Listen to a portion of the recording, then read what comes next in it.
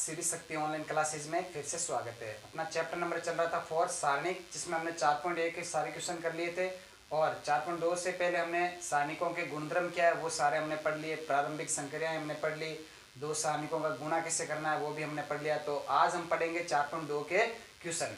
तो चलिए 4.2 स्टार्ट कर देते हैं। तो क्वेश्चन नंबर फर्स्ट, पहला ही क्वेश्चन क्या है आपका, देख लीजिए। पहला क्वेश्चन है आपका, यदि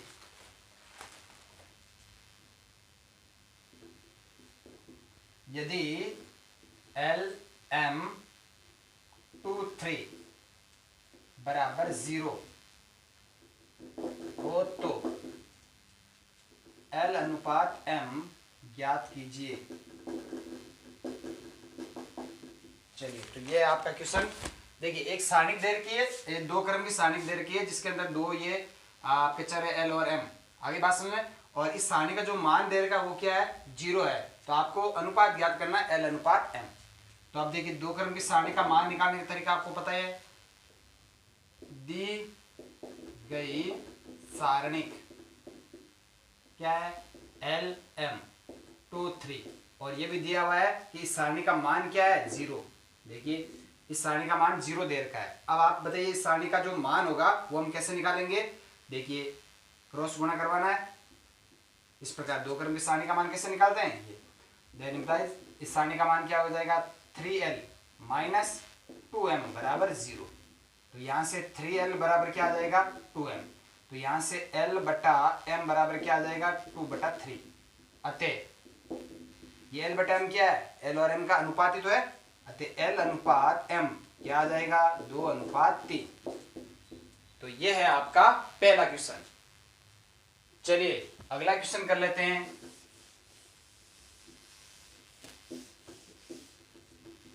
दूसरा क्वेश्चन क्या है आपका, वो देख लीजिए। क्वेश्चन नंबर 2, सारणिक दे रखी है, तीन क्रम की सारणिक है। सारणिक 2 3 4 3 6 5 1 8 9 के द्वितीय पंक्ति के अवयवों की उपसारणिक ज्ञात कीजिए। क्या करना है आपको, द्वितीय पंक्ति के अवयवों के उपसारणिक। चलिए, तो आंसर, द्वितीय पंक्ति के अवयव कौन कौन से, क्रम से 3 6 तथा 5 है। देख लीजिए, द्वितीय पंक्ति के अवयव कौन कौन से है, 3 6 और 5। अब आपको 3 का उपसारणिक, 6 का उपसारणिक और 5 का उपसारणिक ज्ञात करना है। तो अवयव 3 का उपसारणिक कैसे निकालते हैं, जिस स्तंभ और पंक्ति में अवयव है उस स्तंभ और पंक्ति का क्या कर दीजिए, दमन कर दीजिए। यानी 3 दूसरी पंक्ति और पहले स्तंभ में है, तो दूसरी पंक्ति और पहले स्तंभ का दमन कर दीजिए। बाकी क्या बच रहा है, 3 4 8 9। ये लीजिए अवयव 3 का उपसार। अवयव 6 का उपसारणिक। अब देखिए, 6 दूसरी पंक्ति और दूसरे स्तंभ में है, तो दूसरी पंक्ति और दूसरे स्तंभ का दमन कर दीजिए। बाकी क्या बचेगा, 2 4 और 1 9। 2 4 1 9, ये आ गया आपके अवयव 6 का उपसारणिक। और अवयव 5 का उपसारणिक, तो दूसरी पंक्ति और तीसरे स्तंभ में, तो दूसरी पंक्ति और तीसरे स्तंभ का दमन कर दीजिए। क्या बच रहा है, 2 3 और 1 8। तो ये आ गया आपका अवयव 5 का उपसारणिक। तो द्वितीय पंक्ति के 3 अवयव है, तीनों के उपसारणिक आपके सामने। ये आपका क्वेश्चन नंबर 2। चलिए अगला क्वेश्चन कर लेते हैं।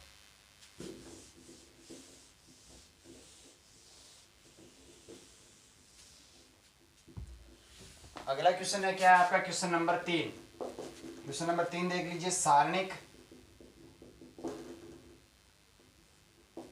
13 16 19 14 17 20 15, 18, 21 का मान ज्ञात कीजिए। इस सारणी का आपको मान ज्ञात करना। अब देखिए, यदि इस सारणी का मान हम सीधा ज्ञात करेंगे कि भाई कोई भी एक पंक्ति से आप प्रसार करोगे तो जो गणना होगी वो बहुत ही बड़ी हो जाएगी। तो यहाँ पे हम संक्रियाएं काम में लेंगे, जो हमने पढ़ी थी ना प्रारंभिक संक्रियाएं, पंक्ति को दूसरी पंक्ति से चेंज करना या दूसरी पंक्ति में कुछ अचर से गुणा करके जोड़ देना, तो कोई फर्क नहीं पड़ता। तो उस प्रकार की संक्रियाएं यहाँ पे हम काम में लेंगे। तो आंसर देखिए, दी गई सारणी क्या दे रखा है, 13, 16, 19, 14, 15, 17, 18, 20, 21 ये आपकी सारणी दे रखी। अब हमको अब करना क्या, देखिए अब हम करेंगे क्या, यहाँ पर जो दूसरी पंक्ति है, दूसरी पंक्ति को मैं क्या लिख दूं, दूसरी पंक्ति माइनस पहली पंक्ति, दूसरी पंक्ति माइनस पहली पंक्ति। आगे बात समझ। तो देखिए संक्रिया, संक्रिया कौन से काम में लेंगे, R2 को क्या लिख दूं मैं, R2 माइनस R1, R2 को R2 माइनस R1 तथा R3 को मैं क्या लिख दूं, R3 माइनस R1। आगे बात सर। तो ये संक्रिया आपको काम में लेनी है। तो बराबर क्या हो जाएगा, देखिए पहली पंक्ति के साथ में हम कोई छेड़छाड़ नहीं कर रहे हैं, तो ये तो 13, 16, 19 यही रहेगी। अब देखिए दूसरी पंक्ति को मैंने क्या लिख दिया, दूसरी पंक्ति माइनस पहली पंक्ति। और ये आपका गुणधर्म कौन सा है, हमने गुणधर्म नंबर 6 पढ़ा था कि किसी पंक्ति के अवयवों को अन्य पंक्ति के अवयवों से, अन्य पंक्ति के अवयवों को अक्षर से गुणा करके उसमें जोड़ने या घटाने से कोई फर्क नहीं पड़ता सारणी के मान में। तो हमने R2 को क्या लिखा, R2 माइनस R1, तो R2 माइनस R1, तो 14 माइनस 13 क्या हो गया 1, 17 माइनस 16 क्या हो गया 1, 20 माइनस 19 क्या हो गया 1। और R3 को क्या लिख दिया, R3 माइनस R1, तो 15 माइनस 13 क्या हो गया 2, 18 माइनस 2, 21 माइनस 2। आगे बात सुन में। अब देखिए तो यहां से ये बराबर क्या आ जाएगा, अब देखिए यहाँ पे गुणधर्म कौन सा काम आ रहा है, आपने पढ़ा था चौथा गुणधर्म कि किसी पंक्ति को आप कैसे गुणा करते हो तो मूल सारणी के मान का जो होता है वो कितना गुना हो जाएगा, k गुना हो जाएगा। यानी कि अभी देखना इसका क्या, यहां से इस पंक्ति से क्या आ रहा है 2 बार आ रहा है। आगे बात समझ में, 13, 16, 19 1 1 1 1 1 1। आगे बात समझे, यानी कि कौन सा गुणधर्म काम आया यहाँ पे, चौथा गुणधर्म। चौथा गुणधर्म क्या कहता है, यदि कोई सारणिक है, मान लीजिए ये आपकी सारणिक है, इस सारणी के किसी पंक्ति या स्तंभ के अवयव को आपने अचर k से गुणा करवा दिया, यानी कि हमने तीसरी पंक्ति को किससे गुणा करवा दिया, 2 से गुणा करवा दिया, तो जो प्राप्त सारणी का मान होगा वो मूल सारणी के मान का क्या हो जाएगा, 2 गुना हो जाएगा। मूल सारणी ये है, इसका मान इंटू 2, तो ये सारणी, इस सारणी का मान क्या होगा, इस सारणी के मान का 2 गुना है। आगे बात समझ में। तो ये आपका यहाँ पे कौन सा गुणधर्म काम आएगा, चौथा गुणधर्म। तो आप यहाँ पे कोष्टक में लिख दीजिए गुणधर्म 4 से। अब देखिए अब कौन सा गुणधर्म काम आ रहा है वो देख लीजिए, 2 इंटू 0 कौन सा गुणधर्म काम आया, तीसरा गुणधर्म। यदि किसी सारणिक में 2 पंक्तियां या 2 स्तंभ समान हो, तो यहाँ पे देखिए दूसरी और तीसरी पंक्ति आपस में क्या है, समान है। गुणधर्म 3 से दूसरी और तीसरी पंक्ति समान है, तो क्या होगा, सारणी का मान क्या होगा, 0 होगा। तो यहाँ से 2 इंटू 0 क्या हो गया 0, तो इस सारणी का मान क्या आएगा आपका 0। तो ये है आपका क्वेश्चन नंबर 3। चलिए अगला क्वेश्चन देख लेते हैं क्या है।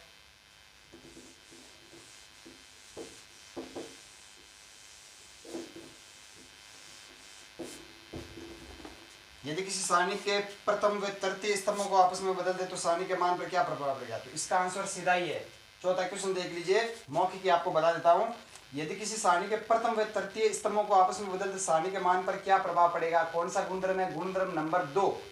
क्या है गुणधर्म, यदि किसी सारणी की 2 पंक्तियों या 2 स्तंभों को परस्पर विनिमय कर दिया जाए, इंटरचेंज कर दिया जाए, तो सारणी का संख्यात्मक मान तो वही रहता है, लेकिन उसका चिन्ह क्या हो जाता है, परिवर्तित हो जाता है। तो इसका आंसर क्वेश्चन 4 का आंसर क्या आएगा इसका, सारणिक के मान का चिन्ह परिवर्तित, या इसको ऐसे लिख लीजिए, सारणिक का संख्यात्मक मान तो वही रहेगा, परंतु चिन्ह परिवर्तित हो जाएगा। यानी कि सारणी का जो संख्यात्मक मान है वो तो मूल सारणी के समान ही रहेगा, लेकिन फर्क क्या रहेगा, केवल चिन्ह परिवर्तित हो जाएगा। तो ये आपका हो गया क्वेश्चन नंबर 4। अब कर लेते हैं हम क्वेश्चन नंबर 5। चौथा का आंसर क्या होगा, केवल क्या हो जाएगा, सारणी के मान का चिन्ह परिवर्तित हो जाएगा। क्वेश्चन नंबर 5 क्या है वो देख लीजिए। सिद्ध कीजिए, सिद्ध कीजिए कि 1 1 1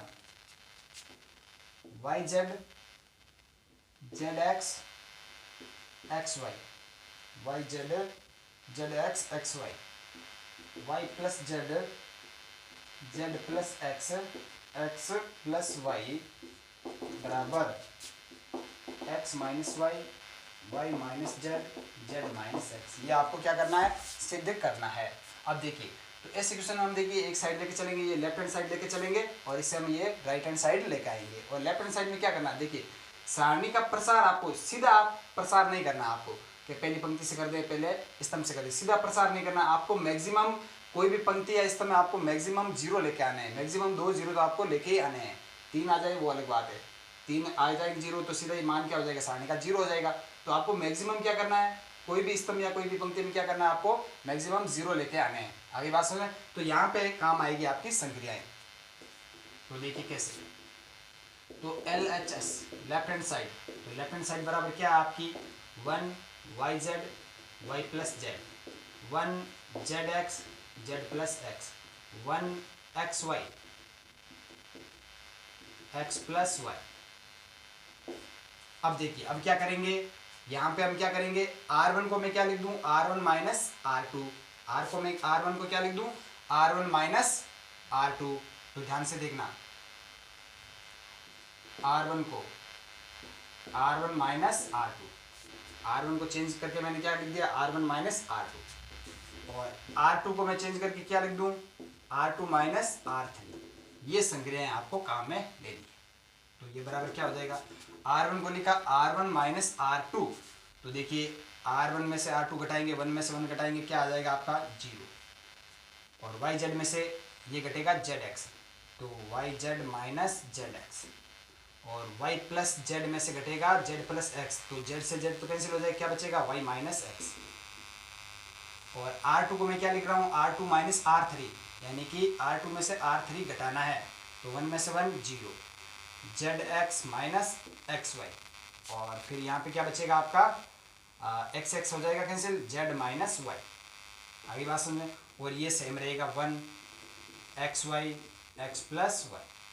आगे बात समझें। अब ध्यान से देखना, इसको आगे थोड़ा हल कर लेते हैं। तो बराबर, तो यहाँ से देखिए क्या कॉमन आ रहा है, Z कॉमन आ रहा है, यहाँ से Z कॉमन आ रहा है, देख लीजिए 0, Z कॉमन आ गया, अंदर क्या बच रहा है, यहाँ पे Z कॉमन आने के बाद में Y माइनस X, और इधर क्या है Y माइनस X, और यहाँ पे 0, क्या कॉमन आ रहा है, यहाँ पे X कॉमन आ रहा है, क्या बच रहा है Z माइनस Y, और यहाँ पर भी क्या है Z माइनस Y, और यहाँ पे 1 XY और X प्लस Y। अब गुणधर्म नंबर 4 देखिए, आप पंक्ति में से कॉमन ले सकते हो। तो इस पंक्ति में से क्या कॉमन आ रहा है, Y माइनस X कॉमन आ रहा है, तो Y माइनस X को हमने बाहर ले लिया। इस पंक्ति में से क्या कॉमन आ रहा है, Z माइनस Y कॉमन आ रहा है, ये बाहर ले लिया। क्या बचेगा 0 0 1, और यहाँ पे बचेगा Z, यहाँ पे बचेगा X, और यहाँ पे क्या बचेगा, ये तो आ गया कॉमन 1, यहाँ पे भी 1, यहाँ पे XY और यहाँ पे X प्लस Y। अब देखिए प्रथम स्तंभ से इसका क्या कर दीजिए, प्रसार कर दीजिए। तो प्रथम स्तंभ से प्रसार करेंगे 0 इंटू, तो 0 हो गया, 0 इंटू 0 हो गया, तो बचा क्या लास्ट में 1। तो इस का मान क्या आ जाएगा, Y minus x Z minus y, और इसका क्या हो जाएगा इंटू 1 1। अब देखिए तीसरी पंक्ति और पहला स्तंभ, 3 प्लस 1 4, पॉजिटिव है तो क्या रहेगा, प्लस ही रहेगा, ये तो नेगेटिव नहीं रहेगा। इंटू में यहाँ पे ये 1 और क्या बचेगा Z1X1, ये इस सारणी का मान हो गया। अगली बात समझे, आप लिख दीजिए क्वेश्चन में, प्रथम स्तंभ से प्रसार करने पर आगे बात समझ में। तो y minus x z minus y, तो ये क्या हो जाएगा देख लीजिए, z माइनस एक्स। अब आपको चाहिए क्या, x minus y, y minus z. तो x माइनस वाई, तो यहाँ से माइनस कॉमन ले लीजिए, ये माइनस कॉमन ले, क्या बचेगा x minus y. Y minus z, तो यहाँ से और माइनस कॉमन ले लीजिए, तो इनटू ये माइनस कॉमन ले लिया, वाई माइनस जेड, और ये जेड माइनस एक्स। तो माइनस माइनस क्या हो गया प्लस, तो क्या बचा x minus y, y minus z, z minus x, ये बराबर आ गई आपकी right hand side. x minus y, y minus z और जेड माइनस एक्स, ये आपकी right hand side.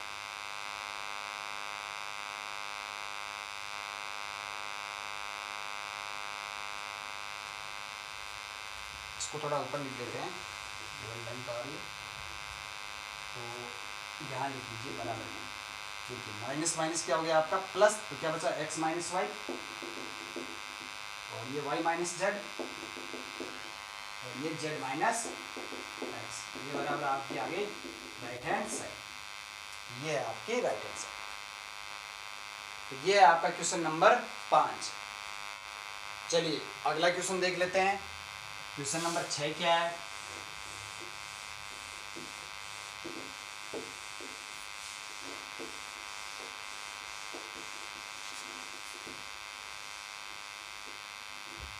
Question number 6 है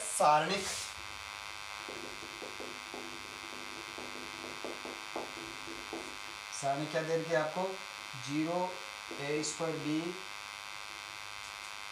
a square c, b square a 0 b square c, c square a c square b 0 का मान ज्ञात कीजिए, का मान ज्ञात करो। अब इस सारणी का मान आपको ज्ञात करना है। तो आंसर दी गई सारणी क्या है, 0 a square b a square c, b square a 0 b square c, c square a c square b 0।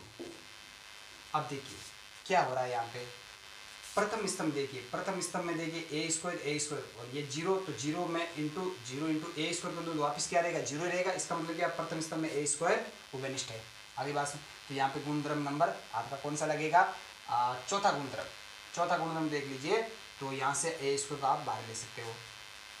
तो गुणधर्म 4 से, तो क्या हो जाएगा, इस स्तंभ से a स्क्वायर बाहर आ रहा है, बाहर ले लिया। इस स्तंभ से देखिए क्या बाहर आ रहा है, b स्क्वायर आ रहा है, वो भी बाहर ले लिया। और इस स्तंभ से c स्क्वायर बाहर आ रहा है, ये भी बाहर ले लिया। बचा क्या 0, यहाँ पे क्या बचेगा b c, और यहाँ पे a 0 c, और यहाँ पे a b 0।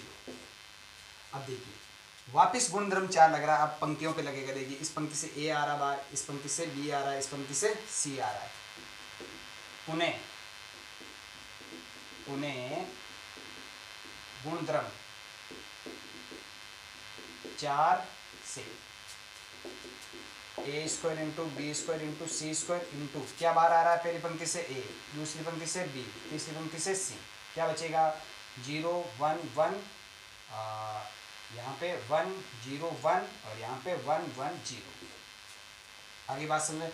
अब आप इस सारणी का मान निकाल लीजिए, तो बराबर ये क्या हो जाएगा, बराबर a cube b cube c cube. आगे बात समझे, a square into a b square into b c square into c, तो ये चीज़ आ गई। और इस सारणी का मान निकाल लीजिए, तो 0 से गुणा करेंगे, ये प्रथम पंक्ति से इसका प्रसार कर देंगे, तो 0 अवयव इंटू इसका सेकंड, तो क्या हो जाएगा, पूरा 0 हो जाएगा। अब यहाँ पे क्या लगेगा माइनस, क्योंकि ये पहली पंक्ति दूसरे स्तंभ का है, तो माइनस का 1, और सारणी कौन सी रहेगी 1 1 1 0 1 1 1 0, और ये रहेगा प्लस का 1, सारणी कौन 1 0 1 1 1 0 1 1, a cube b cube c cube. अब देखिए क्या आएगा इसका मान 0 माइनस 1, तो ये माइनस 1 बाहर है, और अंदर क्या बचेगा 0 माइनस 1 प्लस 1 1 माइनस 0, ए cube B cube C cube. तो ये क्या बचेगा यहाँ पे, तो माइनस माइनस प्लस का 1, और ये क्या बचेगा प्लस का 1। तो 1 + 1 क्या होगा 2, 2a cube B cube C cube. तो इसका आंसर क्या आ जाएगा 2a cube B cube C cube. चलिए तो अगला क्वेश्चन कर लेते हैं।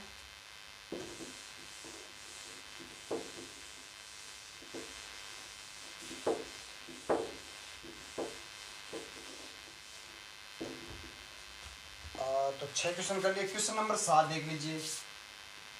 क्वेश्चन नंबर 7 क्या है, निम्न समीकरण को हल कीजिए। निम्न समीकरण को हल कीजिए। समीकरण क्या है आपका, ये है x - 2 2x - 3 3x - 4 x - 4 2x - 9 3x - 16 x - 8 2x - 27 3x - 64 बराबर 0। आपको इसको क्या करना है, हल करना है। आगे बात समझ में। अब देखिए कैसे हल करेंगे। तो यहाँ पे हम कौन सी संक्रियाएं काम में लेंगे वो देख लीजिए। ये कह रहा है कि इस सारणी का मान, ये सारणी के इसका मान 0 के बराबर है। तो इसको हल करने का मतलब क्या है, आपको x का मान आपको निकालना है। आगे बात समझे। तो देखिए आंसर, तो संक्रिया कौन सी काम में ले, यहाँ पे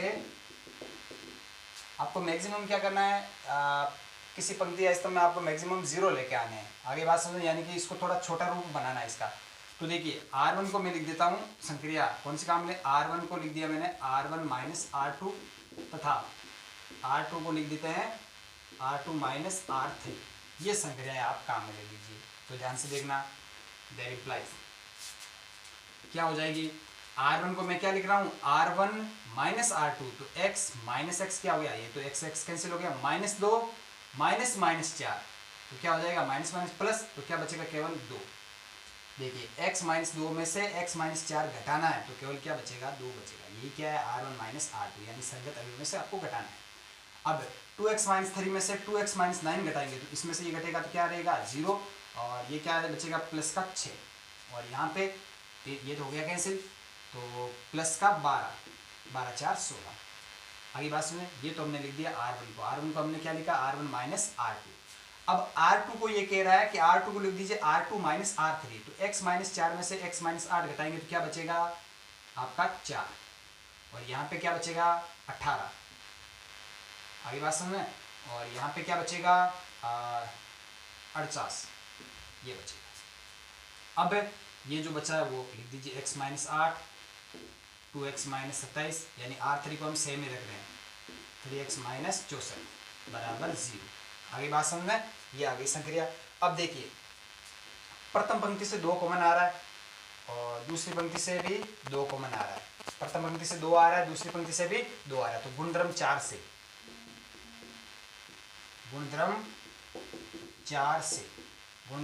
हम क्या करेंगे, आपका 2 आ रहा है पहली पंक्ति से, तो 2 को बाहर ले लिया, इनटू इससे भी 2 कॉमन आ रहा है, 2 को बाहर ले लिया, तो यहाँ पे क्या बचेगा 1 3 और 6।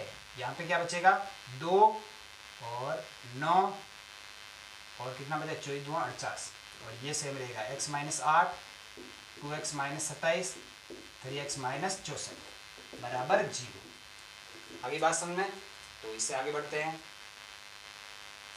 अब देखिए ये कितना हो गया 2 दूनी 4, तो इसको हम इधर लिख देते हैं 2 दूनी 4। और अब देखिए, अब यहाँ पे हम कौन सी संक्रिया अप्लाई करते हैं, हमको क्या करना है 0 लेके आना कहीं पर भी। तो ऐसा कीजिए आप R2 को लिख दीजिए R2 - 2R1। देखिए ये संक्रिया R2, देखिए इसको मैं 2 से गुणा करूंगा और फिर R2 में से ये घटा दूंगा, तो यहाँ पे एक जगह 0 बन जाएगा। R2 को क्या लिख देना है आपको R2 - 2R1, यानी R1 के प्रत्येक अवयव को 2 से गुणा करके R2 में से घटा लीजिए, यानी R2 की जगह R2 - 2R1। तो ये 2 × 2 4 हो गया। तो अब यहाँ पे क्या बचेगा, ऊपर तो 1 ही रहेगा 1 3 6, पहली पंक्ति में कुछ चेंज नहीं कर रहे, इसमें कर रहे हैं। तो इसको हम 2 से गुना करेंगे तो क्या होता है 2, फिर R2 माइनस 2 R1 करेंगे, 2 माइनस 2 क्या हो गया 0, 2 से गुना करेंगे तो 6, फिर 9 में से 6 घटाएंगे तो 3, 2 से गुना करेंगे तो क्या हो जाएगा 6 दूनी 12, 24 में से 12 घटाएंगे तो क्या बचेगा 12। अब ये क्या बच रहा है आपका x माइनस 8, 2x माइनस 27 और 3x माइनस 64 बराबर 0। आगे बात समझ। अब आपको करना क्या है, अब आप इसका प्रसार कर दीजिए पहले स्तंभ से, प्रथम स्तंभ से प्रसार करने पर ये 4 तो बचेगा ही, तो 1 और गुणा में सारणी कौन सी रहेगी, अब 3 12 2x माइनस 27 और 3x माइनस 64 और 0, तो ये तो माइनस 0 इंटू और जो भी आएगा यहाँ तो पूरा पार्ट ही क्या हो जाएगा 0 हो जाएगा, क्योंकि 0 गुणा में रहेगा तो माइनस 0 और फिर वापस प्लस x माइनस 8, इसके गुणा में कौन सी रहेगी 3 6 3 12 बराबर 0। अब इसको थोड़ा हल कर लीजिए, तो ध्यान से देखना, तो 1 गुणा में चलिए तो केवल इसका रहेगा, तो क्या बचेगा 3 into 3x minus 64 minus 12 into 2x minus 27 plus 12 36 x minus 8 into 12 36 में से क्या घटाना 6 इंटू 3 18, तो क्या बचेगा केवल 18 बचेगा। सारणी का मान देख लीजिए, इधर निकाल के बता देता हूँ, 12 इंटू 3 माइनस 6 इंटू 3, 12 इंटू 3 12 36 में से 18 घटाएंगे क्या बचेगा 18, तो ये सारणी का हमने मान बराबर जी।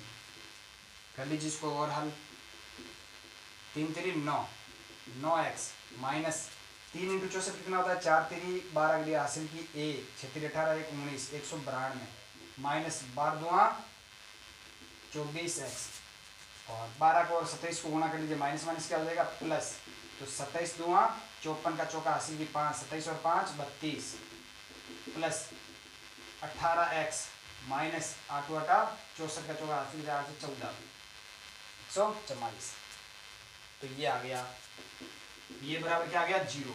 अब देख लीजिए थोड़ा और हल कर लीजिए इसको, तो 18 प्लस का है 9 प्लस का है, तो 18 और 9 कितना होता है 27x, 27 में से 24 घटाना है क्या बचेगा 3x। आगे बात समझ में। अब देखिए 192 नेगेटिव है और 144 भी नेगेटिव, तो इन दोनों को जोड़ लीजिए, 192 और 144 को 6 9 6 83 की 1 336, 336 माइनस का है 324 प्लस का है, तो 324 में से 336 घटाना है तो कितना बचेगा माइनस का 12 बराबर 0। आगे बात समझ में। अब 4 तो 0 होगा नहीं, 4 0 नहीं होगा तो 0 कौन होगा 3x माइनस 12, अतः 3x माइनस 12 बराबर 0, तो 3x बराबर क्या हो जाएगा 12, x बराबर क्या हो जाएगा 12/3 बराबर 4, अतः x बराबर क्या आ जाएगा आपका 4, x की वैल्यू कितनी आ जाएगी आपके पास में 4 आ जाएगी। ये आपका क्वेश्चन नंबर 7। चलिए तो अगला क्वेश्चन कर लेते हैं, क्वेश्चन नंबर 8।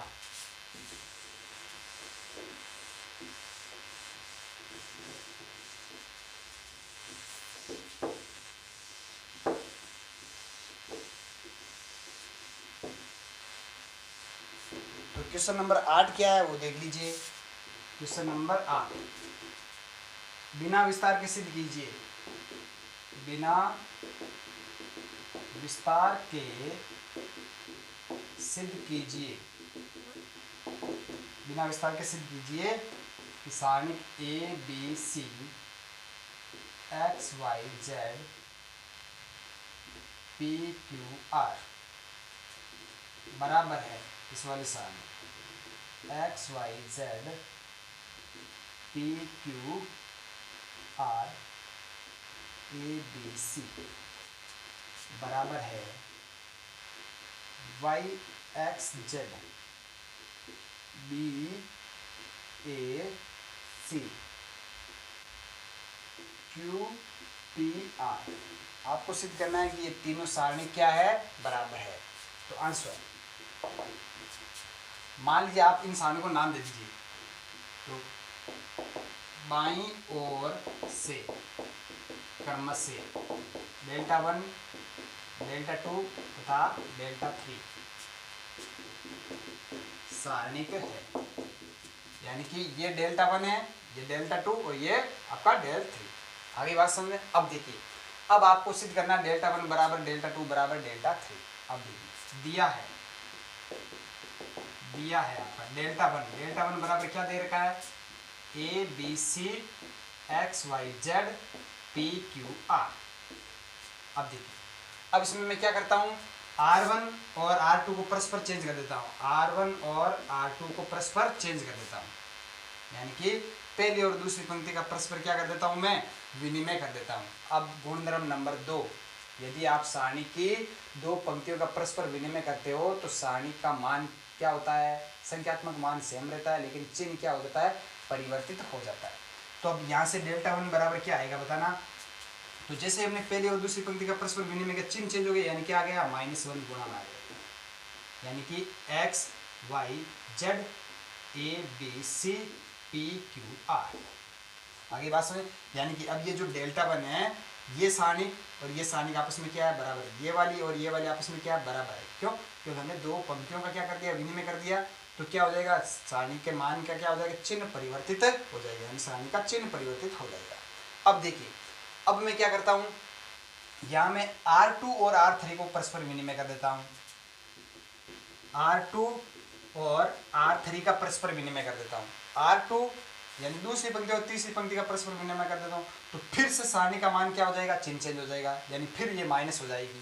तो यहाँ से क्या आ जाएगा, फिर देखना, तो डेल्टा 1 बराबर क्या हो जाएगा, ये -1 तो पहले से था, और फिर हम दूसरी और तीसरी पंक्ति को परस्पर विनिमय कर रहे हैं, तो एक और -1 गुना में आ जाएगा, और ये क्या हो जाएगी, एक्स वाई जेड।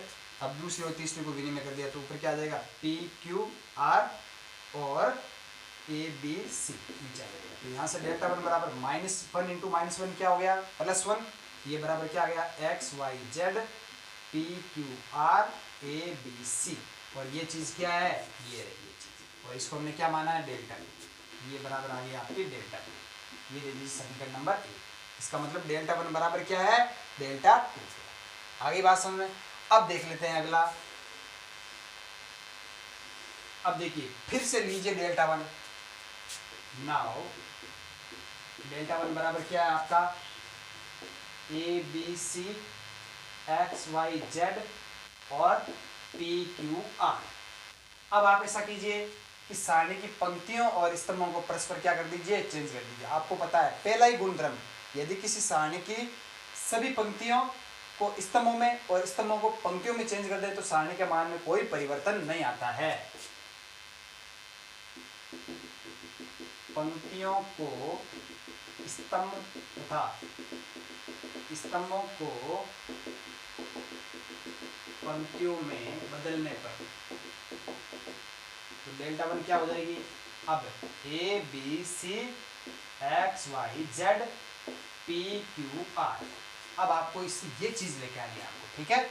चलिए, तो ये चीज़ कैसे लेके आएंगे, अब हम क्या करें, तो इसको इधर भेजना है, यानी बीच वाले हमारा वही इधर आ रहा है। तो अब आप कर दीजिए C1 को और C2 को परस्पर विनिमय करने पर, पहला स्तंभ और दूसरे स्तंभ को परस्पर विनिमय करने पर, तो कौन सा गुणधर्म आ गया, वापस से दूसरा गुणधर्म आ गया। क्या हो जाएगा, चिन्ह चेंज हो जाएगा। तो यहाँ से आपका डेल्टा 1 बराबर क्या आ जाएगा, -1 चेंज कर दिया, तो एक्स वाई जेड यहाँ पे आ गया, ए बी सी यहाँ पे आ गया, पी क्यू आर सेम रहेगा। चलिए, अब क्या करना है आपको कि एक्स ए पी नीचे, वाई बी क्यू ऊपर।